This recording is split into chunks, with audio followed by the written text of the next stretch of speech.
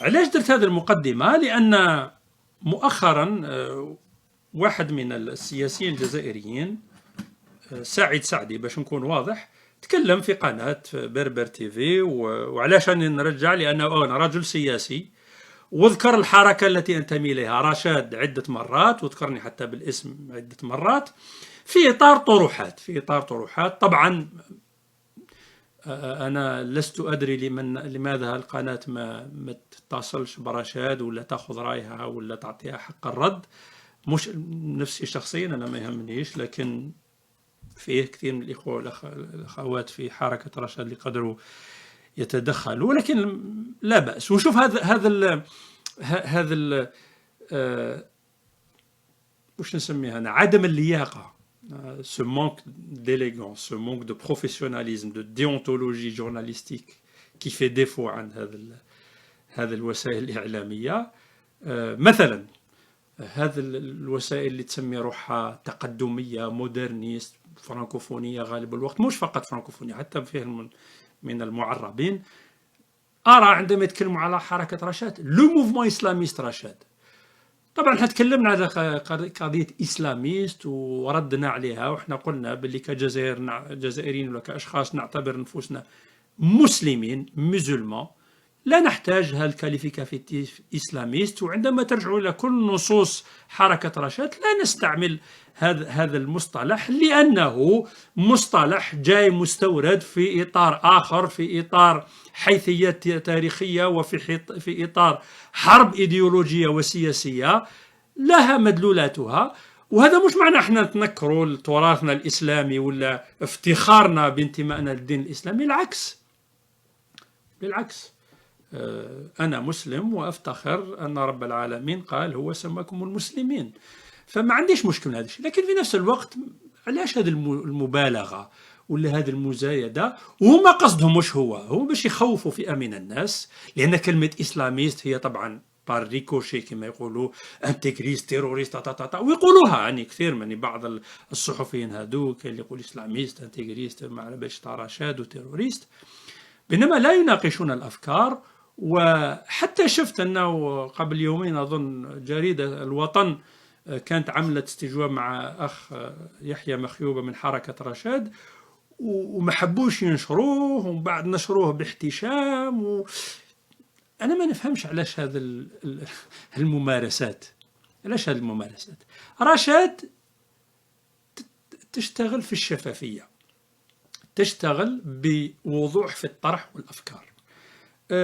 الآخرين عندهم مشكل، من حقهم ممكن ما يتفقوش مع رشاد، لعهم عندهم مآخذ على رشاد، ما فيش إشكال هذا الشيء، لكن على الأقل كما نقول نرفع المستوى، وعندما ننتقد ولا نناقش ولا نطرح إشكالات نطرحها بمستوى راقي. وهنا نرجع لكلام سعيد سعدي، لاحظت تقريبا 3 جوانب في كلامه، واللي عنده علاقة، ما تكلمش على كل الاستجواب تاعو، كان أمور تخصه هو اللي نسميها جوانب مختلفة، يرد على اتهامات جابوها البعض عليه أنه مش عارف، أنا حتى البعض اللي كانوا معاه في الحزب نتاعو، وأنا أذكر في ردود مثلا البعض جابوا له مقاطع تاع عيد حمودة ولا مقرنات العربي اللي كانوا مؤسسين معاه في الار سي دي، ويتهمونه بأشياء. أنا لست قاضيا، لكن مليح يرد برد مقنع، لأن جابوا أشياء كما يقول حتى بالمنطق القانوني سي دي في précis avec des chiffres des dates مليح باش ان شاء الله ما يطيحش في الصنف اللي كنت نحكي عليه. لان اي واحد، انا لو كان واحد يقول لي مشى مع التوفيق وعطاله التوفيق ويظهر باللي صح وعنده فيلا وكراها ب 12,000 اورو ولا مدريد كما كانوا يحول الجماعه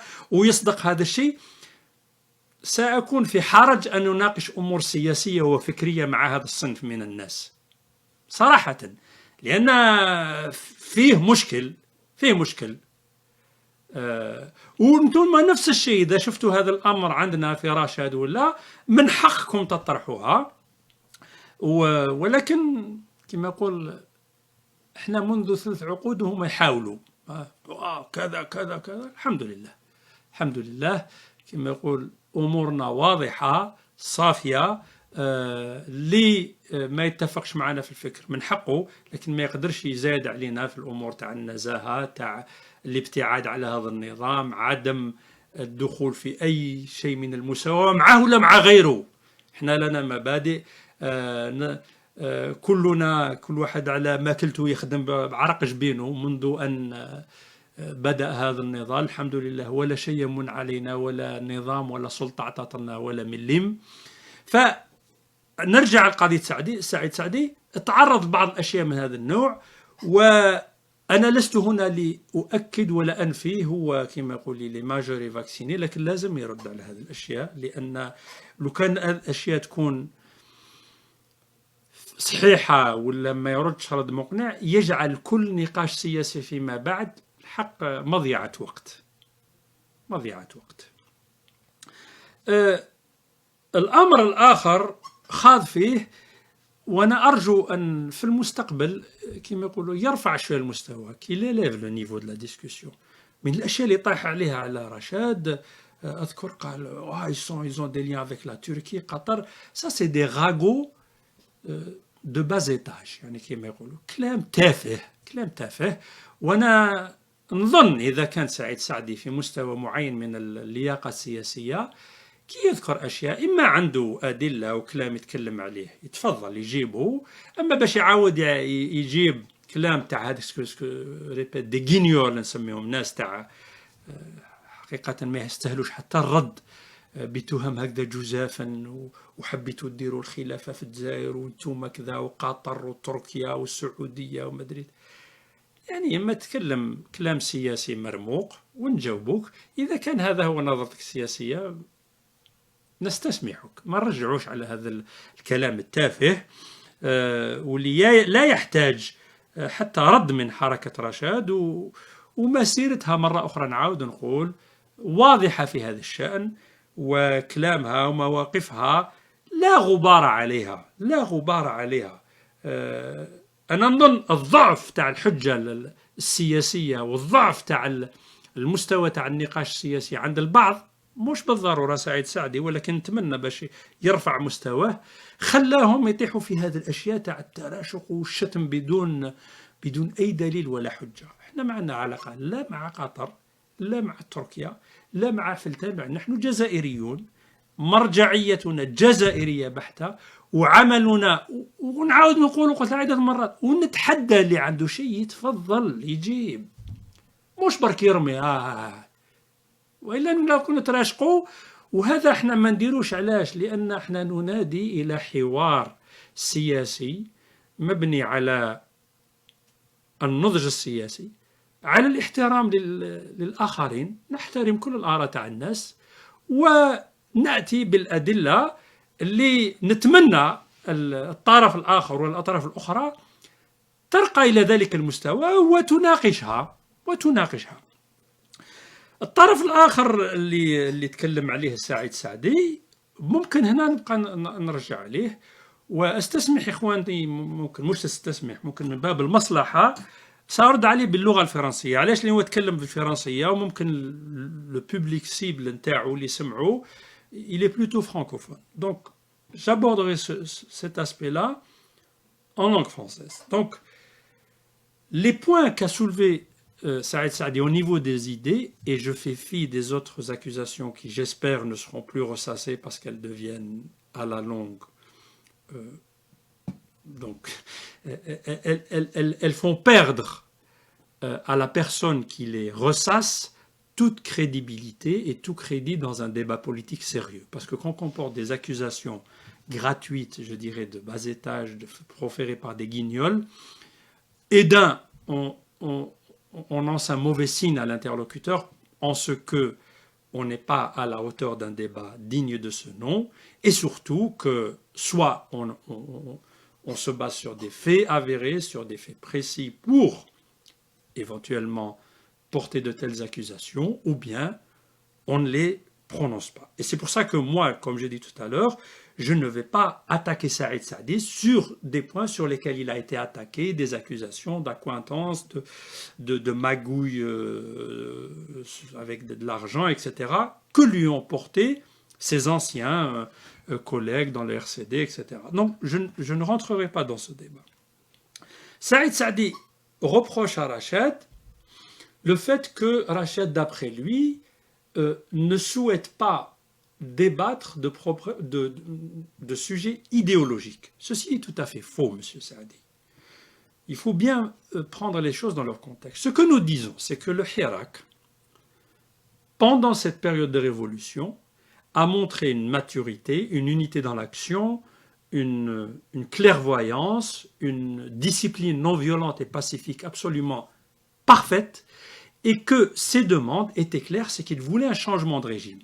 Et ce que nous avons compris, c'est qu'au-delà des divergences politiques et idéologiques, ce changement de régime est vraiment voulu par la majorité écrasante du peuple algérien, qu'il s'appelle laïque, qu'il soit moderniste dans les faits ou dans les actes ou dans la prétention, qu'il se dise islamiste ou nationaliste ou traditionnaliste, tout le monde s'est mis d'accord sur ce plan.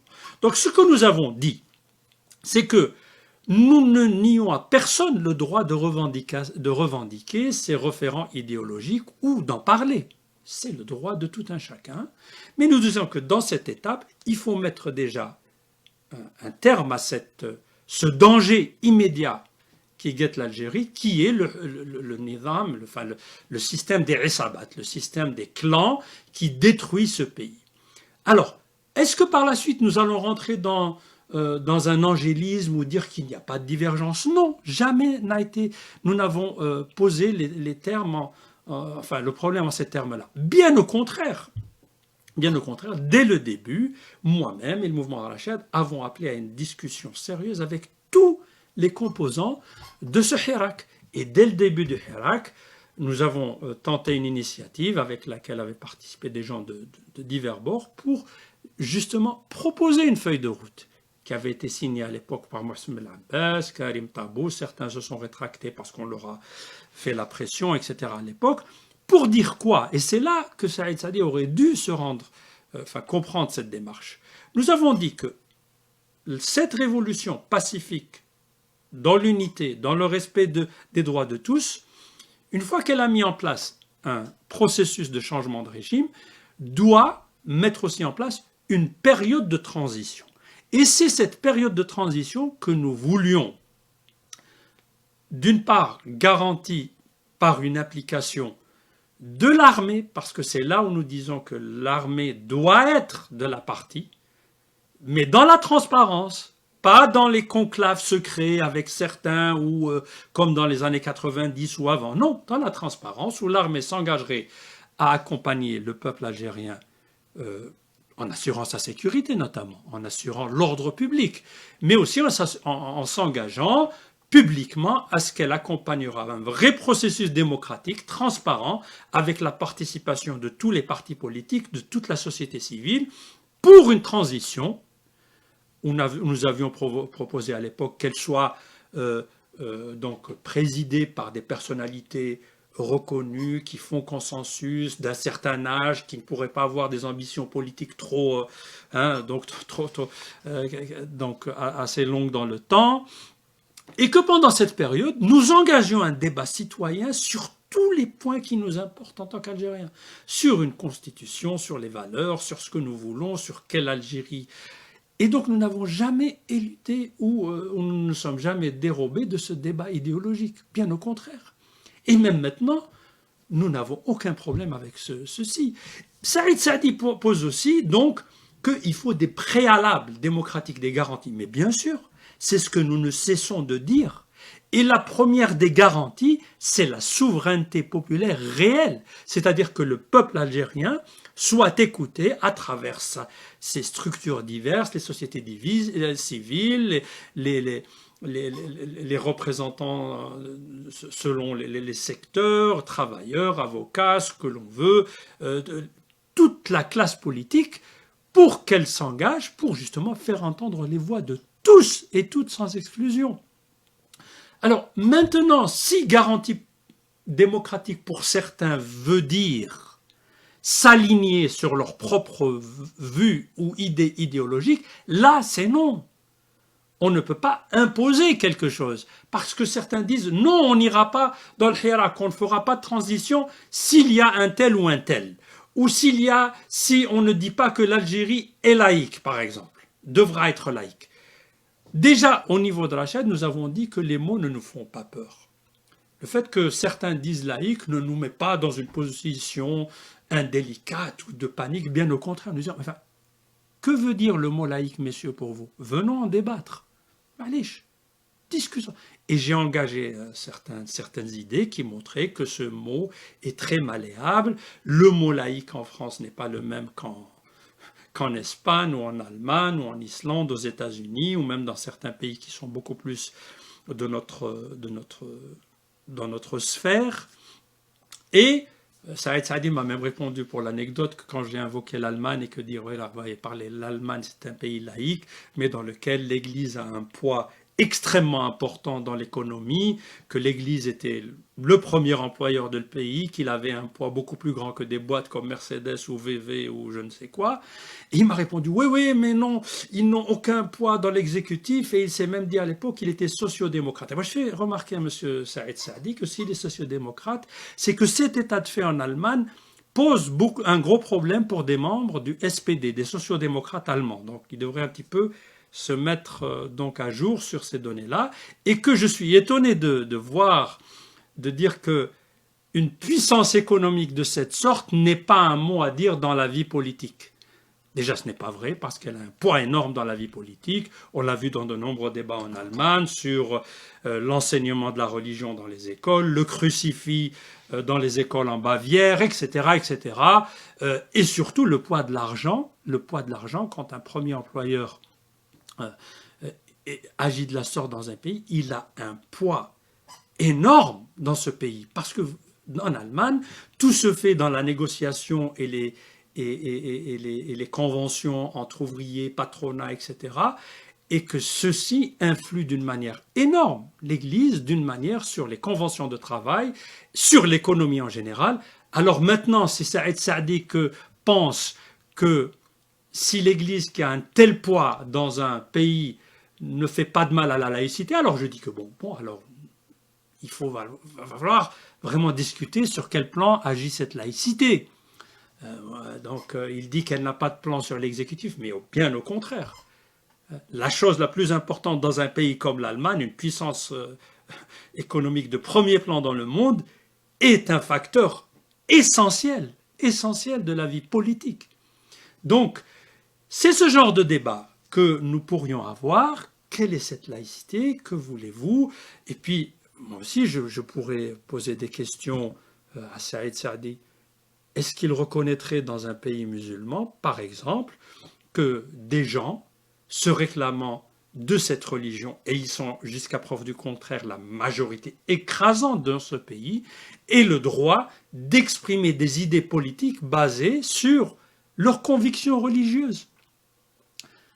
Étant entendu, je suis tout à fait d'accord avec Saïd Saadi, du moins je l'espère, que la nature du pouvoir doit être civile, c'est-à-dire que les lois doivent être donc votées, proposées par l'autorité civile élue de manière démocratique et libre par les citoyens et citoyennes du pays. Donc on n'aurait pas un clergé qui imposerait des lois, et ceci est contraire aussi à nos référents religieux en islam en Algérie. Nous n'avons pas de clergé, nous n'avons pas d'autorité religieuse qui viendrait interférer ou imposer quelque chose, à la différence de certains pays dits laïques, où il y a une forte présence d'un clergé, qu'il soit catholique ou bien une église évangéliste ou autre. Donc, ce genre de débat, nous pouvons le mener.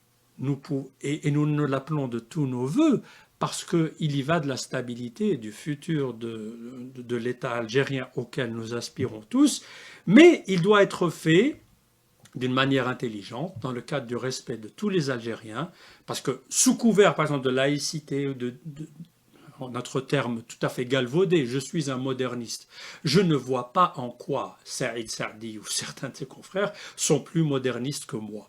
Je ne vois pas, franchement. Alors, selon les lectures et les teintures du mot moderniste, Il dit aussi certains devront assumer s'ils veulent changer en conservateur. Je ne suis pas un conservateur, je suis un progressiste. J'ai des idées peut-être plus proches de la gauche en ce qui concerne des notions économiques, de distribution de la richesse, de droits des travailleurs, d'égalité salariale. Il a invoqué aussi l'égalité homme-femme. Nous ne sommes tous pour ça. Mais ceci reste et restera un problème avant tout sociétal, qu'on ne peut pas juste promulguer et dire « oui, c'est fini ». Égalité homme-femme, classe. Parce que même dans des pays où ces choses sont très avancées, eh ben sur le fond du fondement idéologique, ils sont en retard par rapport, par exemple, à ce que préconise la religion musulmane. L'égalité homme-femme au niveau économique, à salaire égal, il ne fait pas de doute que pour moi, pour mes référents, à travail égal, hommes et femmes doivent avoir un salaire égal. Ce qui n'est pas le cas dans la quasi-totalité des pays du monde, y compris les pays les plus avancés. Donc il ne suffit pas de lancer des slogans pour dire que vilipender les autres ou s'octroyer un monopole du cœur ou de la modernité ou de la raison ou du savoir-vivre ou du savoir-faire. Ce n'est pas du tout le cas, Monsieur Saadi, et je vous le dis je dirais, de toute bonne foi, dans le cadre du discours donc respectueux. Et bien évidemment, il a aussi mentionné le passif des années 90. Oui, et il dit qu'on veut imposer notre lecture. Non, nous avons notre lecture. D'autres ont une autre lecture. À la différence que nous, par rapport aux autres, les autres, quand on leur dit la solution serait quoi pour le passif des années 90? Elle doit être basée sur le droit et sur des devoirs de vérité, de mémoire et de justice. En essayant de faire le maximum pour atteindre, je ne sais que ce ne sera pas facile, mais au moins ayant l'ambition de le faire, ayant l'honnêteté de dire c'est ce qu'il faut. Est-ce qu'on arrivera à le faire à 50, 60, 70, 100%? Ça dépendra de notre bonne foi, de notre attachement aux valeurs de justice, d'équité. Par contre, je vois que dans notre camp, dès qu'on soulève certaines questions, ah, c'est les qui. Ah ben, oui, bien sûr, il faut poser les questions. Parce que si vous êtes partie et juge, là, ça ne joue pas. Nous n'avons pas de préalable. Nous disons que c'est notre vue, ce sont les données que nous avons sur cette période, c'est notre grille de lecture, mais nous appelons tout le monde à dire ce qu'il pense dans un cadre qui viendra encadré par la loi, encadré par le respect de tous, y compris le respect de ceux qui seraient accusés éventuellement, et pour arriver à une solution qui serait bien sûr juridique en elle-même, et aussi politique pour assurer une nouvelle étape qui garantirait la paix sociale, qui garantirait un renouveau, un nouveau départ pour notre pays, pour dire plus jamais ça, ce qui s'est passé dans les années 90. Et je pense que rien ne pourra remplacer cette démarche. Elle a une valeur essentielle. Elle répond à des impératifs de justice, comme je l'ai dit, de mémoire, que l'on doit à toutes les victimes, toutes, quelles qu'elles soient, sans faire de distinguo entre ceux-là qui seraient... Et aussi de vérité, parce que si vous prenez le drame des familles de disparus, par exemple, leur grand drame, aujourd'hui encore, 25-30 ans après, c'est qu'elles ne savent toujours pas ce qu'il est advenu de leurs enfants, de leurs fils, de leurs maris, de leurs filles, parce qu'il y a aussi des femmes qui sont portées disparues. Donc, notre espoir dans le mouvement Rachad, c'est, et nous faisons cet appel à tous les acteurs politiques, ayez donc l'intelligence, la clairvoyance politique, d'élever ce débat, de faire en sorte ce que le pouvoir ne peut pas faire. Et je suis sûr qu'avec une telle démarche, nous arriverons déjà à réduire d'une façon très palpable, significative, les sujets qui peuvent être en apparence sujets à confusion ou même à mauvaise interprétation, à mauvaise compréhension, éviter aussi les préjugés et aussi donner espoir à notre peuple qu'effectivement nous avons une classe politique qui, au-delà de divergences réelles ou apparentes, arrive à jeter les jalons d'un débat serein, d'un débat sérieux, d'un débat intelligent qui amènerait au compromis minimum, au consensus, pourquoi pas, pour construire l'Algérie de demain. Ceci, en tout cas, a toujours été la démarche de Rachad, de nous tous, sur un plan personnel ou sur un plan organisé, et nous l'appelons de nos voeux. Alors, je ne suis pas là pour vilipender ou disculper Saïd Saadi ou d'autres. Ça a été un exemple parce que le sujet s'est posé de cette façon-là. Mais je souhaite, et là vraiment je le dis en toute franchise, que toute la classe politique, au-delà de ses idées, de ses orientations, ait le courage d'aborder ce débat. Parce que, en tout cas, soyez sûrs qu'au niveau de Rachad, nous ne déroberons d'aucun débat, d'aucune problématique.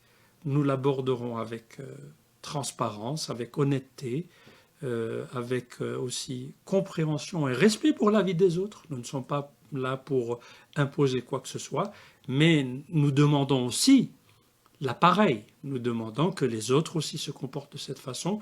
Et c'est ceci qui mènera, sans aucun doute, à une étape où, Inch'Allah, le peuple algérien commandera à reprendre espoir en une certaine élite politique qui lui aura prouvé, ce faisant, qu'elle est digne de respect, qu'elle est digne d'être écoutée et peut-être dans le futur suivie. Alors quand je dis cette classe suivie, ce n'est pas pour étaler des ambitions personnelles, je l'ai dit et redit plusieurs fois, je pense aussi, et j'espère que c'est aussi le cas de Saïd Saadi, à mon niveau, je n'ai pas d'ambition politique personnelle. Ma seule ambition, c'est de participer en tant que citoyen et d'égal à égal avec tous mes frères et sœurs citoyens et citoyennes pour que l'Algérie prenne un nouveau départ où on aura de nouvelles figures, de nouvelles têtes politiques qui, j'espère et je le souhaite, seront même plus érudits, plus efficaces, plus percutants dans leur action politique et plus clairvoyants, plus indépendants, plus exigeants d'eux-mêmes et aussi de leur pays pour amorcer une nouvelle ère pour ce pays. C'est le souhait que j'exprime personnellement et qui est aussi le souhait et voire la mission pour laquelle a été fondé Rachad. Je répète que le mouvement Rachad n'est pas un parti politique. Nous n'avons pas de programme politique. Nous sommes un mouvement qui œuvre pour un changement politique. Une fois ce changement réalisé, Rabbi yjib al-khair ala kull wahid. Shukran lakum. En tout cas, merci à toutes et à tous. وإن شاء الله يكون حراك مبارك وإلى فرصة إن شاء الله أخرى إن شاء الله السلام عليكم ورحمة الله